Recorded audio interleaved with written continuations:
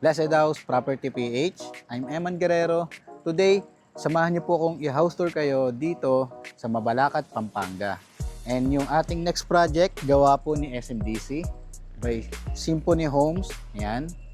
And ang kagandahan sa ating unit, ito po ay resort style. Marami pong amenities like ito, may play area, may swimming pool, may basketball court, and may park po. And tara, papakita ko sa inyo yung ating model unit. Ito po yung may expanded na and yung ating bare unit. So tara!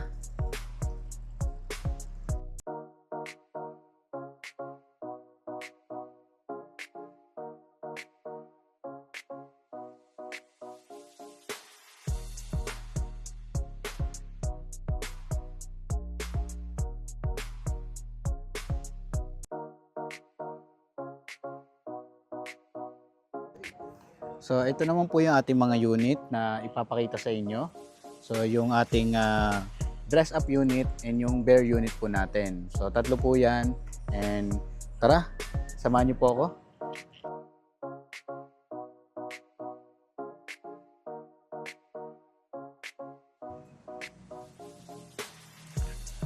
So bago tayo pumasok sa ating unit, meron po tayong isang car garage. So ito po yung expanded unit natin. Mas malaki po yung floor area nito, pero same lang po ng lot area, 54 square meter, and kanyang floor area 64 square meter. 2-story po. Tara, pasok tayo. So ayan, out balance pa ako. Then yan po yung ating car garage. Kasyang-kasya po dyan ng SUV, even van.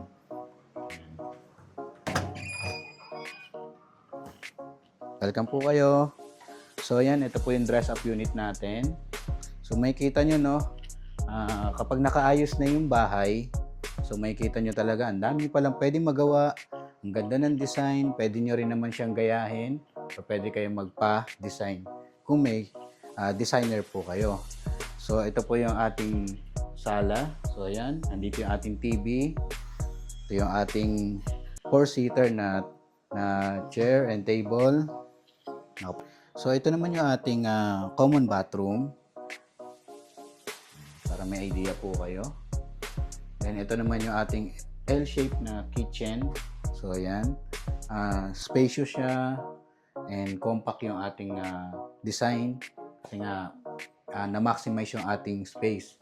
And ang kagandahan, may space pa tayo dito para sa ating laundry or yung ating service kitchen. Ayan. I-open po tayo dito para sa ventilation natin. So, doon naman tayo sa second floor. Papakita ko yung layout.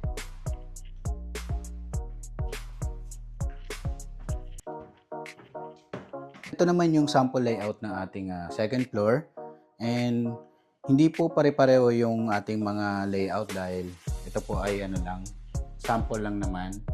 Yan. Nakapaglagay tayo dito ng sofa. Yan. Parang tambayan natin. Yan. Tapos, ito po yung ating master's bedroom. So, ito po yung na-extend na, no? So, makikita nyo, ang luwag ng ating master's bedroom. Kasi nga, nagamit natin yung space. So, yan, no? Marami kayo pwedeng magawa. And, depende na lang po sa ipapagawa ninyo. So, yan. Dito naman tayo sa ating second room. Yan. Ang style naman nila parang kids room talaga. Yan, may study area sila dyan. Yan, nakapaglagay sila ng bunk bed. Yan. Pwede sa ilalim. Pwede rin dito. So, pahaba yung ating kwarto. At ang kagandahan, nakapaglagay tayo ng isang bathroom dito. Yan. So, depende na lang po sa magiging output ng inyong pagpapagawa. So, yan. Doon naman po tayo sa isang model unit natin. So, ito naman yung ating second model na unit. And kung may papansin nyo, same din sila ng lot area, 54 square meters. Ang floor area naman po nito ay 48 square meters. So, tara, para mapakita ko po sa inyo yung pinagkaiba. Ang bango ng nila, pabango. Lakas talaga ng dating.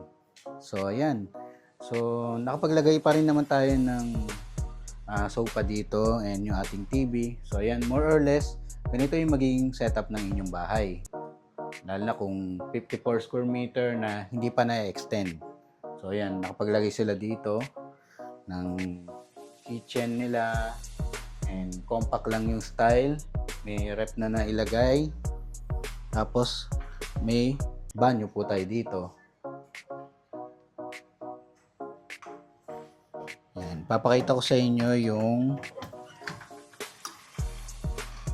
ito naman po yung ating open space. So kanina na-extend po kaya maluwag yung ating kitchen. And ito naman ginawa nilang parang tambayan or parang ano nila, lanay nila. So ayan. Second floor naman tayo.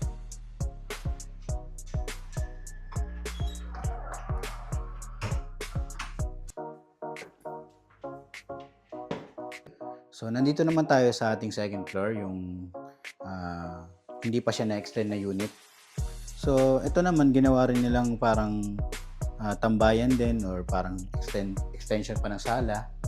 Yan. Pero kung ilan lang naman kayo sa bahay, like 2, 3, pwede na po sa inyo yung ganitong setup. Pero kung nakukulangan pa kayo sa kwarto, pwede nyo gawing kwarto ito. So, ito po yung ating bedroom. Yan.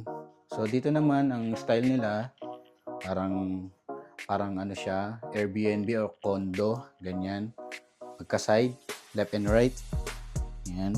May space, maluwag pa rin naman in case na ganito yung gusto nyo design or style ng inyong kwarto. And nakapaglagay tayo dito ng open na cabinet. Yan.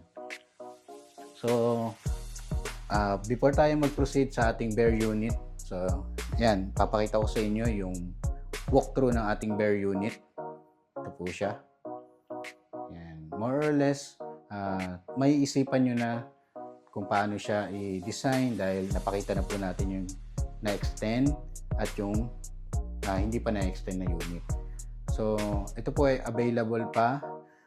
Pwede pa kayong, cut na.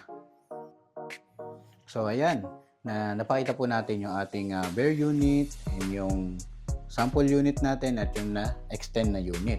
And kung kayo naman po ay nangangarap na magkaroon ng house and lot dito sa norte, napaka-accessible lang papuntang NLEX, Clark, Pampanga. Yan. Ano ba't umiling ka? Ba't? Akala ko kasi mali.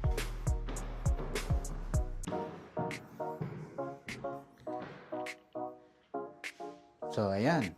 Kung nangangarap po kayo na magkaroon ng house and lot dito sa Pampanga, sa norte, pwedeng-pwede nyo po ito yung makonsider dahil ang presyo po nito ay abot kaya para sa mga working and sa mga OFW nating mga kababayan. And ito naman po yung ating price and details na ating unit. Ayan. See on your screen. And yung ating mga amenities and yung ating facilities. Yan, papakita ko po sa inyo. And kung interested po kayo na makita ng personal itong mga model unit natin at yung actual site po natin, please message lang po kayo sa aking number or call lang po kayo sa aking number 0969-565-7127.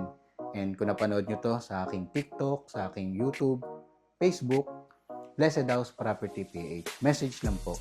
Maraming salamat po sa inyong patuloy na pagsubaybay and kung hindi pa kayo nakapag-subscribe, please subscribe po kayo. Maraming salamat po at malaking tulong po yun.